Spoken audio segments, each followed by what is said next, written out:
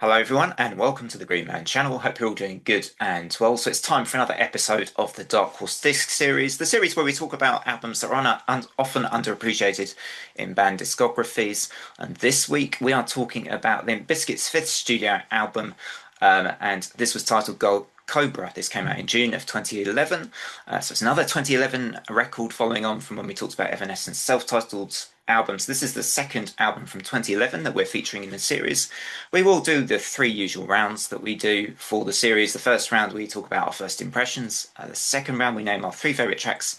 And the third round, we talk about why the album might be considered a dark horse and where we'd rank it in the band's discographies. And joining me for this week's discussion, we pretty much got all the regular crew in. We've got Hector, Chill Dude on a couch, except this week, I believe it's Chill Dude in a car. Because no electricity, right? That is the issue. No Uh, electric. we got Brady Figel, of course, also of a mentor. We got JC Rock and Metal reviews, and completing the lineup, of course, Rocco, Rock of all ages. All right, so this choice was Chill Dude's choice. So we're going to start with Hector today with your first impressions of Gold Cobra. So I actually listened to this when it came out in 2011. Uh, so with Limp Bizkit, after they released Chocolate Starfish, then they had Results May Vary. Like Wes Borland left the band, so that album got obviously mixed reviews. We covered on Is It That Bad? And then they put out an EP called The Unquestionable Truth, which was like maybe the hardest music that they put out ever. And I don't know if people were like a little bit like because it was like heavy subject matter. It didn't have like what you say like fun songs. So happened. And it was the part one that they released part two. So it had been a lot of years. So it's like the Evanescence, the same thing with that Evanescence album. A lot of years had happened, and then they released this album. And to me, this would have been like the natural follow-up to Chocolate Starfish and the hot dog flavored water, Yeah. because it sounded more in that vein. Obviously, Gold Cobra. I think I know what they mean by the Gold Cobra, but I'm gonna say it so Tom the Green Mass channel doesn't get iced. And I remember into it when it came out, and I enjoyed it. It was fun. It wasn't reinventing the wheel, but I thought it sounded like Limp Bizkit, and it sounded like they because I think with the Results May Vary, they tried to like do different sounds, and I think this band did not work without Wes Borland. That album showed that Wes Borland was like a integral part of the band. So having Wes Borland back on the band was great because he is the sound. I think him and the combination of Wes Borland's Sam Rivers, rest in peace, and John Otto is like the backbone of the band. They get a lot of shit because of Red Durst, but if you listen to them like a musical standpoint, they have some talented players, and I think this album is like a fun album. Obviously, it got a little bit of mixed reviews, but I think it didn't get as bad reviews as Result May Vary, because I checked. But yeah, to me, it's like a fun album. I don't know if Dark Horse, but I almost say like it's guilty pleasure song for me. So, but I did listen to it when it came out, and I enjoyed it. I still think it's a it's a little bit a tad too long.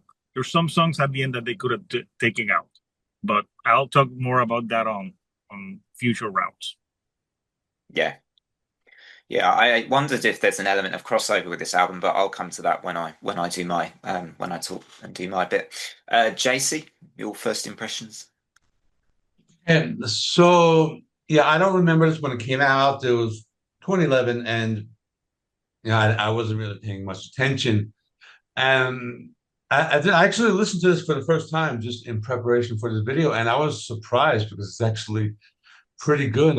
It sounds like a classic, like early 2000s Limp Bizkit album. I don't know why I was maybe expecting them to do something different, but no, it sounds just like one of their classic albums. And I thought it had like a lot of really good tracks. It had like a lot of a lot of like the rap rock that they did, like Chocolate Starfish, but other Limp Bizkit also does these other ones that are more almost like ballads, where they're a little more like there's more singing.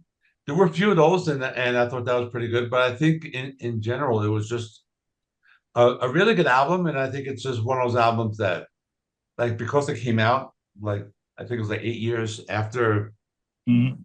after the last one, and I think like new metal really wasn't popular at the time when it came out. So I think like if this had come out like back in like 2005 maybe, it might have been like a big hit. But I think maybe it gets overlooked because of the timing. But it was enjoyable. I wasn't expecting it to be as good as it was. So those are my first impressions. Cool. Rocco, your first thoughts? Well, first of all, as Hector said, rock and peace, Sam Rivers. Yeah. Uh, I didn't grow up listening to Limp Bizkit. I was 5 when they put out Chocolate Starfish, and I wasn't listening to any kind of metal at that age, much less new metal. The hardest music I was listening to at 5 was Three Doors Down. So I didn't hear Gold Cobra when it came out. Now, I understand that here on Dark Horse Discs, we're supposed to be nice albums. I will try my best, but I'm going to be honest, I didn't like Gold Cobra. There were 3 songs I liked, but most of the songs were either okay or skips. I assume this record was intended to be a big comeback, especially since, they got the original lineup back together. If that was the goal, at least in terms of like radio play, it didn't work. The single Shotgun didn't get any airplay on the American rock and alternative radio stations. Why, I don't know, because you look at fellow new metal band Korn, they put out their dubstep album the same year as Gold Cobra, and that still had hits. But Mm, I digress. I will share my 3 highlights in the next round. yeah. Brady. Okay, so I've never really particularly been a big Limp Bizkit fan. I'll probably have some similar things to say as Rocco does, I think. To me, it sounded like a Limp Bizkit album. I was curious because I'm not super familiar with their catalog. I was curious what it would sound like because it came out in 2011. Uh, Korn's The Path to Totality, which just brought up their dubstep album.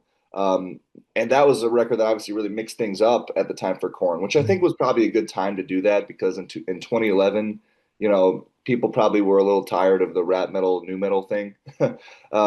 I, for one, I did grow up listening to a lot of new metal, but Limp Bizkit was not one of those bands. So I kind of ended up discovering them on my own, and just yeah, their sound has never done a whole lot for me in general. Um, yeah, I think my first impressions were okay. It sounds like Limp Bizkit. They didn't seem to take too many risks with this record based on my first listen at the time. Um, maybe a little bit here and there, but we'll elaborate on that in future rounds. But yeah, first impressions sounds like Limp Bizkit. That pretty much sums it up for me. Yeah, I mean, I think I've also never really been much of a fan of Limp Bizkit. I do remember, however, my friend buying me a cassette of Significant Other in the early 2000s, and I quite enjoyed that album. So around that time, I was quite into them for a short period, probably 3 or 4 months. But apart from that time in my life, I would say I've never really kind of even the the album titles that I always struggle with, chocolate whatever it is and hot dog flavored water, chocolate starfish and hot dog flavored water. Even Yes. that one I was never completely on board with, but I know that was a really popular one for them. Um, so by the time of this album, I wasn't really listening to them, and this rather like JC, this was actually my first listening experience for this record. And I thought to be fair, I thought it had some pretty solid tracks on. I could see why, if you're a Limp Bizkit fan, you'd consider this a dark horse. I can see if you're a Limp Bizkit fan and you're really into their style and the new metal style, you'd think this was maybe a bit of a callback to their heyday. You'd think, yeah, there's some good hooky tracks on here. And so yeah, that was kind of my first impression of this one. So we'll revert back to Hector for your 3 favorite tracks from Gold Cobra. Nice. So I like the song Gold Cobra, which there's a music video to it, which it's almost like a rap video. There's a Lamborghini, Fred Durst has a Michael Jackson glove on. Uh, there's women shaking their stuff, and it's a Limp Bizkit video. And I like that song. I like the guitar thing that Wes Borland, that dum dum dum dum dum dum dum dum. I like it. It's a fun track. I actually love that track. I think it's fun. It's like I don't listen to Limp Bizkit for mental enlightenment. I'm not, oh, I wonder. I'm like, that's what Deftones is for.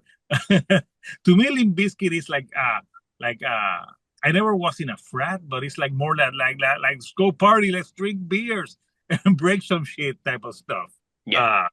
So I would listen to Limp Bizkit when I was going to go out and wanted to pump myself up.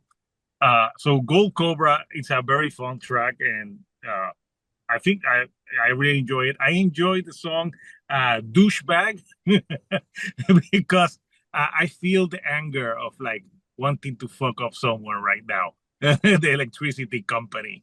Yeah. Oh, yeah. But if you see the lyrics, it's again, it's like douchebag. I'm gonna fuck you up, fuck you, fuck away. But it's with Limp Bizkit, it's like tongue in cheek because Yeah. they're take themselves seriously. You know that they're not taking themselves seriously. It's like a fun thing, but again, if you just judge the music, Wes Borland is amazing. Sam Rivers was a very good bass player, and John Otto. I don't care about DJ Lethal per se. I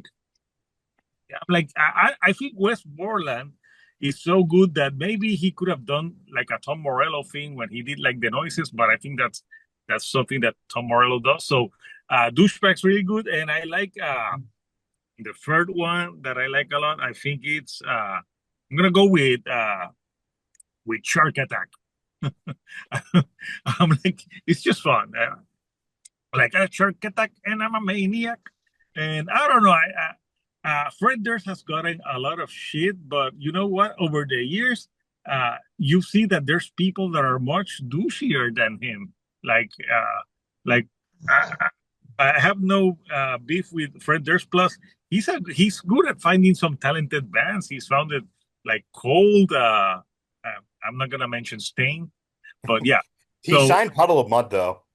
He did sign Puddle of Mud.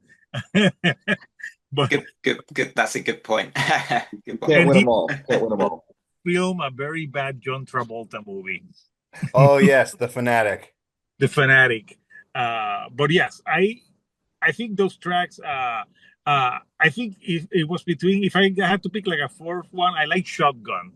I think it's fun, but I don't think that should have been a single. Like I don't think you were gonna play a song that says everybody runs from the sound of a shotgun. Yeah, that shouldn't have been because I mean, that same year, Foster the People had Pumped Up Kicks, and that was a massive song. yes, but but they were sugarcoating, talking about shooting kids in school in a pop way, and that's when you do it in a pop way, it's okay. Like when Third Eye Blind said about doing crystal meth, they did it that way. But this Limp Bizkit song is not a pop song. They're straight up saying like, it's harsh. So obviously it's not for the radio. I do still think Pearl Jam did it better with Jeremy. Okay, like we're not gonna compare Limp Bizkit and Pearl. Like that's like Pearl Jam are like rock gods to me. So, but yes, those are my picks. Cool, nice picks, JC. I think my favorite song is one of like the softer one, "Loser." I just thought it was just a fun, catchy song. And I think it's one of the ones where it's like more singing. I think that if I remember, there might be like a little rapping on it, but it's just one of it was just like a fun, catchy song. It just kind of like sounds like something that like they would write as far as like their softer songs. But my second pick, it's gonna be what Hector says, Shark Attack. Just this is just like one of the most classic like Limp Bizkit sounding songs. because like the lyrics start with another one of those days feeling like a shovel with a lot of shit in the way. And it's just like a typical Limp Bizkit song, heavy, lots of like great riffs, and it just has that really old school sound and really classic sounds. And my third pick is going to be one of Deep Cuts, 90.2.10. More of a, I just like it. It was just a heavier track. It was just like the guitar sound, and for that reason, I like that one. It just like this album has some heavy stuff, so and I think that was one of the heavier songs. So for that reason, that's my third pick is gonna be 92.10. So yeah, so those are my three. Yeah. Yeah, I remember listening to that one thinking, I'm going to look up the lyrics to this to see what it's Yeah. all about. Yeah. Rocco. So quick note on 90.2.10. I'm pretty sure 90210 is the zip code for Beverly Hills. So I think that's why it's called that. Yeah. Oh, probably. Yeah. I didn't realize that. Yeah. Yeah. So my three tracks, Walking Away, pretty good emotional song. And then Hector picked Shark Attack. I'm also gonna pick that one. It's a good song. I like how they interpolate the Jaws theme in the bridge. Da dun da dun. And then I think my favorite song in the album would have to be Why Try. Really great song, very fun. Uh, yeah, those are my three. Nice picks. Brady. Okay, so my three picks are going to be for similar reasons. Just I picked songs that kind of took a more riff focused approach. The first one being the title track "Gold Cobra." Kind of like Hector said, it's just a really catchy song. I like it actually pulls off that kind of repetitious chorus, and it has like that call and response thing. I do like that chorus, so that's why I chose that song. My second pick, I should say, is Shotgun. Catchy, bouncy intro riff again. After that, the song kind of is just more business as usual, but I like the way it starts, and it's the start of the song, so it at least hooks you in that regard. And then Why Try is my third one. It's got again another kind of bouncy, more straightforward new metal type intro riff that the vocals and the vocal cadences end up playing off well. So like I said, even though like Limp Bizkit isn't really for me, I do at least like I do see what Hector and JC have said about kind of it being infectious and fun music. It's just these songs, these three picks that have more of a riff focused approach are the ones that stuck out to me more. So yeah, those are my three picks. Yeah. Yeah. Nice choices. Yeah, Why Try was almost one I picked. So that's probably an honorable mention for me. So my three picks, Shark Attack, it was one of mine. So I think a lot of us have chosen that one. Yeah, I like the Jaws theme tone. I think that's quite creative how they managed to get that into the track. So that was a good Limp Bizkit bop. I really liked Walking Away as well. Um, a little bit, this track and Loser, which is my other favorite track from the record. I thought there's a little bit of a Deftones vibe. Whilst I think Deftones would have done these songs better, um, personally, I think there was a little bit of a Deftonesy vibe to those two songs. It's sort of like the moody sort of floatiness of them with the distortion and the detuned guitar. So yeah, those and I have noticed this with me and Limp Bizkit. So my favorite song from Significant Other has always been Rearranged. Ooh, Great song that one, and that actually has always been my all-time favorite Limp Bizkit song. If I did one of my top five songs that I've been doing on my short series, that would probably be my number one Limp Bizkit. So yeah, those are my three favorites from this one. So we go to the final round, which is going to be why we think this is a dark horse, of course, and where we'd rank it in the Limp Bizkit catalogue. So over to you, Hector. nice. So back in the 90s, apparently me and JC were frat bros. So we were like we're very contemporary, so we listen to the same stuff. So for me, I don't know if I would call this more of like a guilty horse. This It got is mixed reviews, didn't it, as it, well, it this it one? got Yeah. mixed reviews, but not as harsh as results may vary. Mm. Uh, but it did get mixed reviews. But Limp Bizkit, I think, always got mixed reviews. Like, Yeah, they always got mixed reviews. they have the I, haters for I, sure. I To be fair, though, Results May Vary was really boring. yes, and this is why I think this is a dark horse because this is the album that should have come out after Chocolate Starfish because this album is not boring. You may call it maybe it's not deep in some stuff, but it's not boring. It's a fun record. If I there's someone walking in the parking lot looking at me like, why the hell is that with a ring light in his car? He was looking at me like, what the hell? So okay, going back to Limp Bizkit. So I think that this is a dark horse because of those reasons. A lot of time had passed.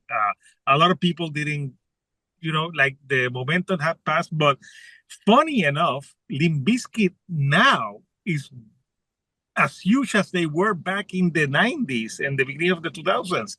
If you see, they're like feel people are going, young people are going crazy for them in the Lollapaloozas.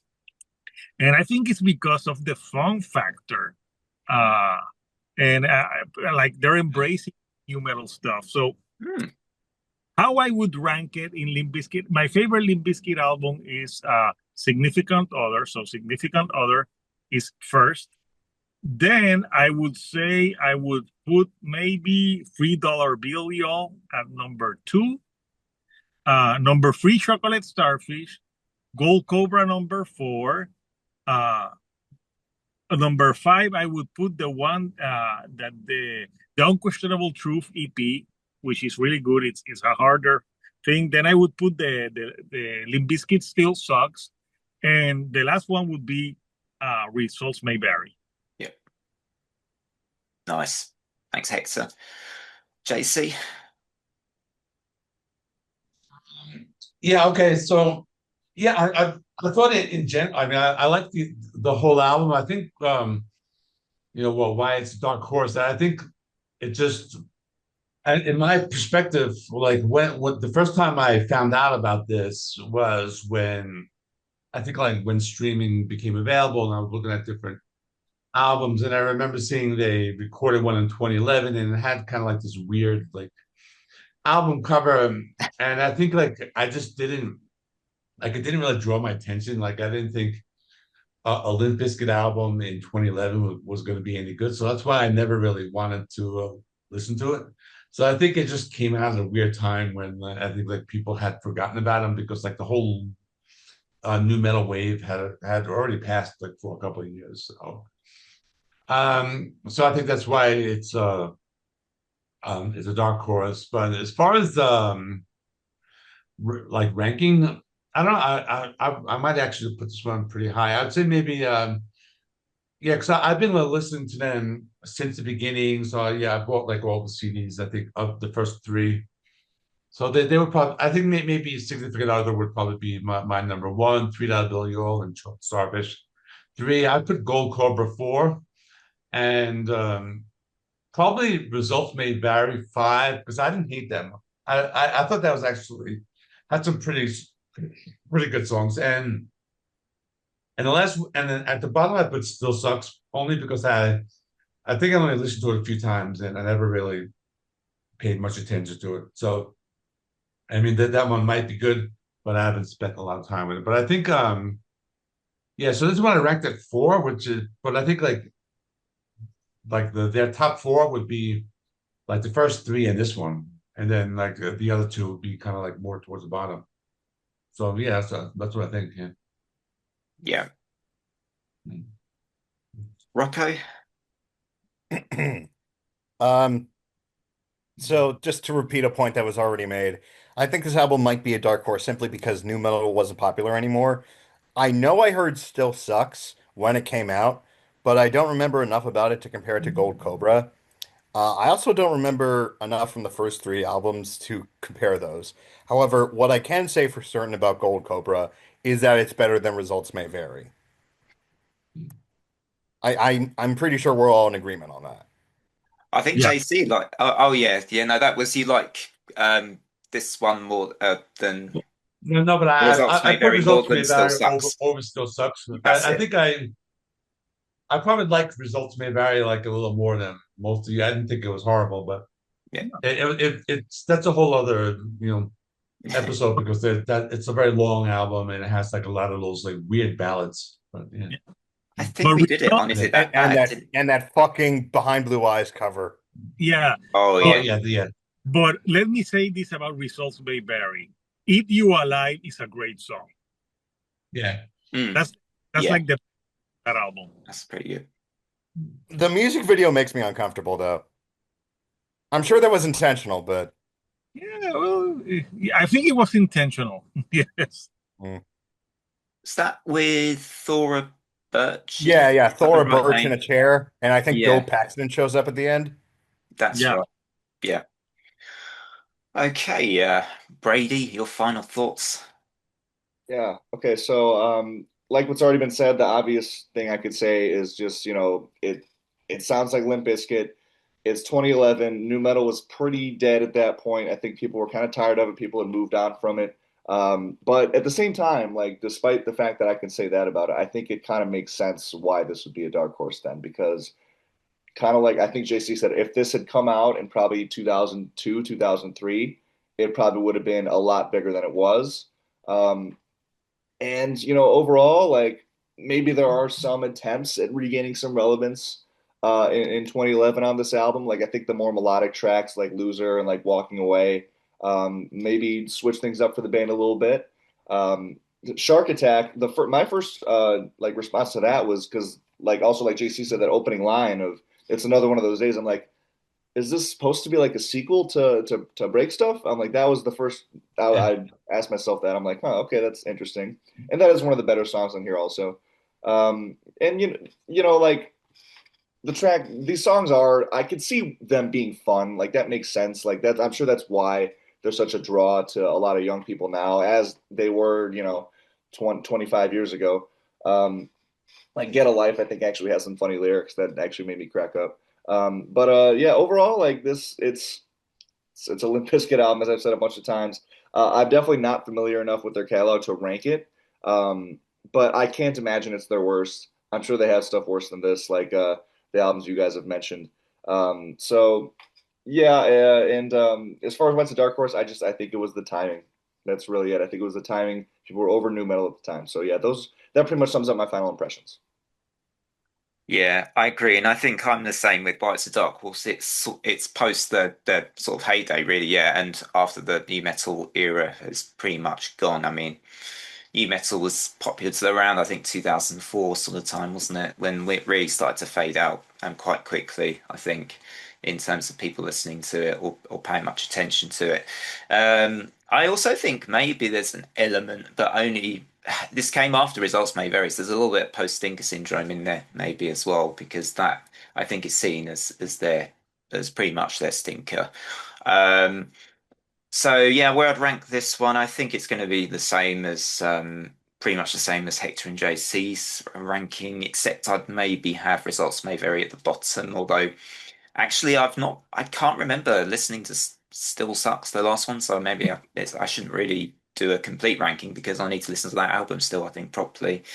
Yeah, and the top three would be the first three albums, probably Significant Other at top, and then the Chocolate, the album name I can never say, uh, and the debut, probably my number three. Yeah, and so that would be my my ranking.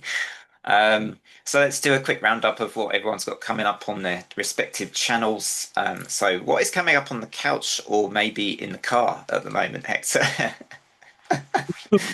Well, I'll be back on the couch. Yeah. That's why the logo. Like people don't need to see my car. So coming. This weekend, the Is It That Bad that we premiered was for Anthrax Volume 8, which is almost like a Dark Horse episode Mm, because crossover. yeah, it's like a crossover episode because it's an album that got mixed reviews, but like if you see that episode, what we say about it, JC was there. I think Mark Lorenzo was on that episode. So that's what we I have. was there too. And you were there. Rocco was there too. And also, what else I have this weekend? I channeled my mentor, JC Rock and Metal Reviews, and did I didn't do 11 because that's too much editing. I'm like I did 7 albums because there's 7 days in a week, and there's 7 deadly scenes. So I'm like, so oh my god, I missed. I should have put like a 7 clip. That was I missed Ah, like a 7 clip. never Like mind. what? Next time. Next time. And you see the albums in the box. Uh, but yeah, so I did that, and I also uh, I strongly recommend the band Void Chaser. If you like prog metal, if you like Between the Buried and Me, Dream Theater, Haken, do not sleep on this band. I'm telling you, this album is Void Chaser Interstellar One is amazing. It's an amazing record. It's one of my actually favorite prog metal albums of the year so far. Mm. So I did, and it's a newer band, so I'm giving them props because they really did a cool thing with this album. And if I get electricity back, I'm going to review the Inferi record. So yeah, that's what's coming up on the couch. Yeah, I love that album. I think if anyone's watched my review, they know that I gave it a 10 out of 10. And yes, I watched JC's video earlier, and I no, it was the Spirit Adrift album that I need to listen to still. That's the one. That's not the Void Chaser, but I'm going to probably listen to both of them if they're both prog metal. Spirit Adrift prog metal as well. Yeah, Spirit Adrift is more like progressive doom. Progressive Yeah, Doom. Yeah, it's more like Doom. Yeah. yeah, more Okay, doom. I'll definitely check that out. Over to you, JC. Um, yeah, I'm not saying no. I mean, there were a lot of albums that came out this weekend, so I tried to pack a lot into one video, just do a quick short review of everything because there was the death metal from Vomitory Immolation, there was the technical death that Inferi, Archfire, and then the Void Chaser album that Hector recommended. I listened to that. That one's really good, and the one we just mentioned, Spirit Adrift. That's really good. I felt like this new album was going back to kind of more like a Doom sound. Like it's like more like a classic Doom, like a Candlemass type of thing. So I like that one a lot. And I think I covered a lot. I even covered the new single by progressive rock band. Yes, I just kind of like threw that in there at the end because they have a new album coming out in June, which I'm looking forward to.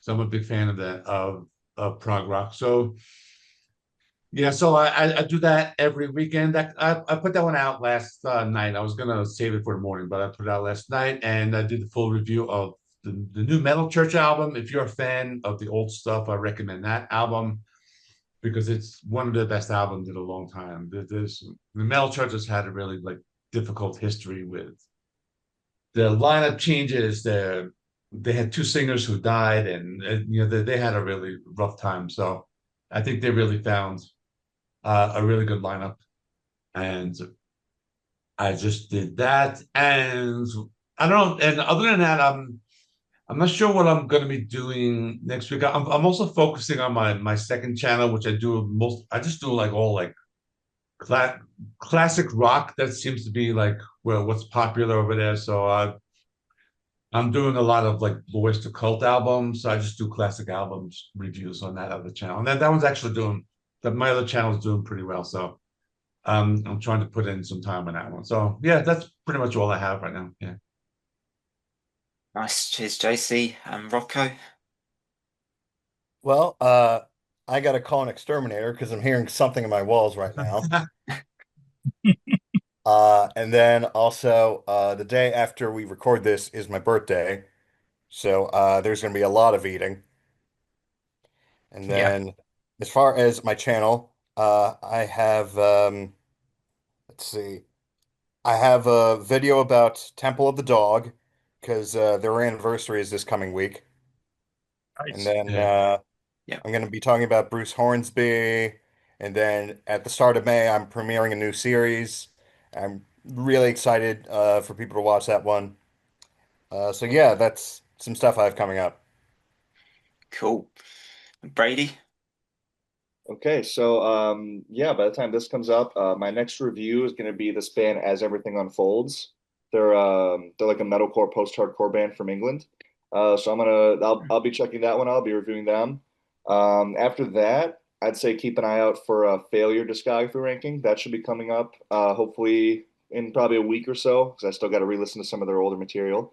Um, so there's that. I might do a discography ranking for At the Gates too, depending on how much time I have. I would like to do that because I think that would probably perform pretty well. And then I'll definitely be reviewing both of their albums that are dropping, Failure and At the Gates. So expect reviews for those. They both come out April 24th, alongside a few other releases that I'm eyeing for that same date. So that'll be a very busy release date for me at least, but in general too. And yeah, that's pretty much all I have planned for now. The Alter Bridge content's kind of gonna start to be less frequent. I think maybe I'll do a video a month just because it's not performing quite as well as it was back in January when the album came out. But I've gained a few subscribers specifically from the Alter Bridge content, so I like to at least keep them happy with at least a video a month. Um, yeah, that's pretty much all I have planned. Yeah. Cool stuff. Yeah, on the Green Man, we've got obviously more Dark Horse discs. The next episode lined up is Linkin Park's The Hunting Party, which was Rocco choice. We have got Symphonic Metal third album's tier list not far away. I always quite enjoy doing those, although it's quite a lot to get through because there's like 15 or 16 albums each time they kind of come around to doing the next tier list. But I usually know like 50% of the albums pretty well at least. So also, I have got plans to do like, which I've had plans to do for a few months now, like a modern dream pop band discography ranking, which is grouping together discographies probably of bands like Always, Hatchy, Beach House, Wild Nothing, doing a big album ranking for all those groups, like I did with Symphonic Metal. Beach Um, House, Baltimore represent. yeah, yeah, love Beach House, big Beach House fan here. I Yeah, need to they're, see they're them from my live though. hometown. Yeah, They yeah. formed in my hometown, yeah. Yeah, I need to see them live if I can ever can. Oh, I haven't, but I bet they would be amazing. Yeah, totally. And yeah, on the Tomb, it's a little bit on pause at the moment on the Tomb, although I did a slasher video uh pretty recently that seems to have grabbed me a few new subscribers, which is good.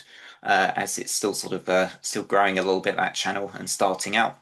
Yeah, that's probably it. And yeah, just to say thanks as always to my guests who give up their time for Dark Horse Discs. It's always much appreciated.